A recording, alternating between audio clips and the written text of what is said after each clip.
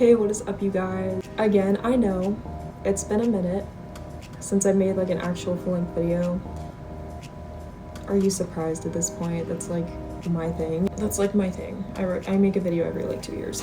I just graduated high school less than 2 months ago, and I graduated with a 5.3 weighted GPA, and I am going to Liberty University in the fall. I'm so excited. Basically, this video is going to be about, obviously I'm not in college yet, but this video is going to be about how I set myself up for college, how I am almost a whole year ahead already before even going to college, and some things for just Liberty people that will be also very nice to know. Also, I feel like a lot of people are under the impression that the only way to get ahead in high school and get college credit is by doing AP, which is not the case. I didn't do a single AP class. So it was actually never my intention to get so far ahead of college in high school. I went to a private Christian school my first 2 years of high school. They did not offer any kind of dual enrollment at the time that I went there. They had, I think, one dual enrollment chemistry class that you could take, but that was it. Like, the options were very slim, so I was like, I'm just not gonna get any college credit. I don't know. I just thought it wasn't gonna be possible. However, I transferred my junior year to a smaller magnet school, which was amazing. The best choice I probably could have made for my academics. So that is my first piece of advice, and I know that's take that with a grain of salt, because I get that you have your friends at your school, you have the people that you're comfortable with. Not everyone will be able to transfer schools. I get that. I completely understand. But if you have the option to, if the school that you are at does not offer any kind of dual enrollment or college credit opportunities, if you have the opportunity to transfer and that's something that you're interested in, I'd say go for it. For me, it was probably the best decision I could have made, again, for my academics. I had no idea that transferring there would put me so far ahead.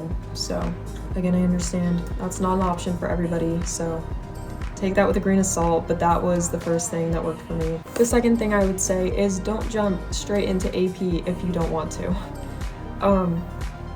I know for me, I was really excited whenever I saw dual enrollment options instead of AP. I mean, my school offered AP too, but the whole AP thing seemed like a money grab to me. Even if you get an A in the class, you might not get college credit for it.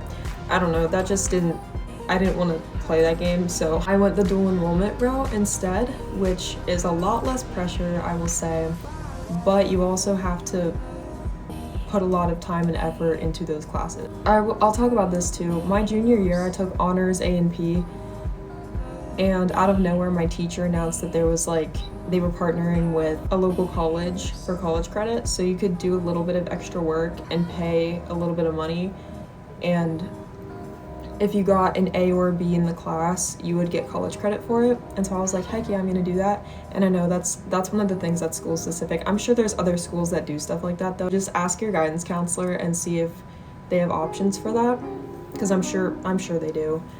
But I ended up doing that, and I got A and P credit that I don't have to take in college, which is awesome because that's a hard class to take in college.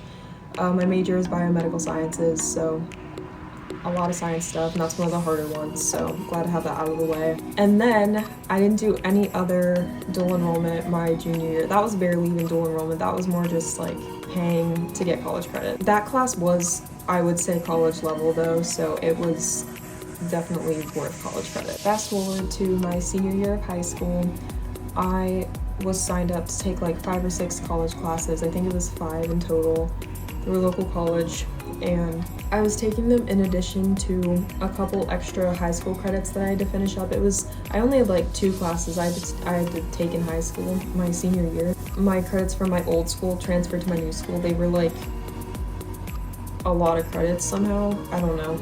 It just worked out that way. I know a lot of people aren't gonna have the time to do like only college classes. I totally get that, but so I did. My first semester I took 3 college classes. 1 was in person, 2 were online.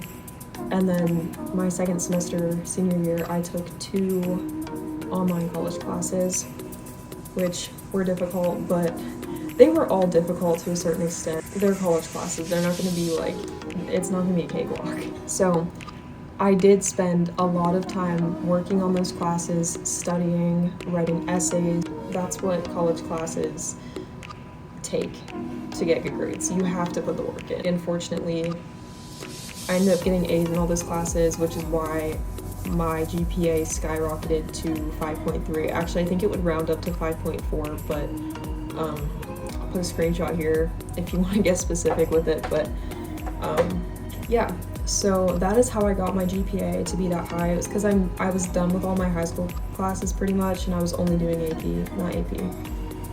What am I talking about? I was only doing dual enrollment and college classes. So anyways, so just a quick summary of that. I would suggest doing dual enrollment over AP if you can, if the classes that you're taking will be accepted by your college. Liberty takes almost everything. I never had an issue transferring my credit. Again, everything is very school specific, so keep that in mind. Alright, little side note, should I cut my hair to this length? Probably not. Low-key, it doesn't look bad though.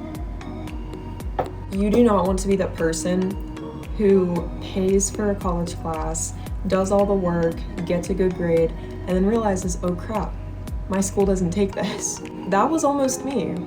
Just make sure you know what you're taking before spending the money. Make sure you know what you're taking before you spend the money is what I'm trying to say here. This last thing I have to say is completely unrelated to anything I've talked about in this video. It's more about Liberty.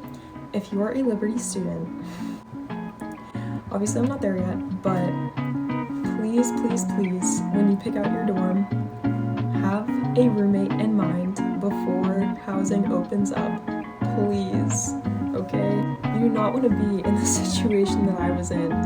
I was not okay.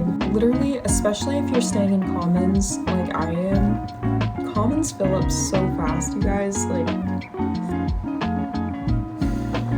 I mean, the same day, all the dorms are gonna be full, at least with one person, so just be really fast about it. Make sure you already have a roommate, and then you guys can agree on a room and sign up for it at the same time. I'm gonna do probably a dorm tour when I get to Liberty, and if you want, I can do like a story about my whole roommate thing that I went through, like trying to find a roommate, because that was a whole thing in itself. But I ended up switching roommates like 3-4 different times, and now I finally like found the roommate that I'm gonna be with, and we're in a really, really good room, so I'm really happy about that. So yeah, that's all I have to say. Hopefully this video helps somebody.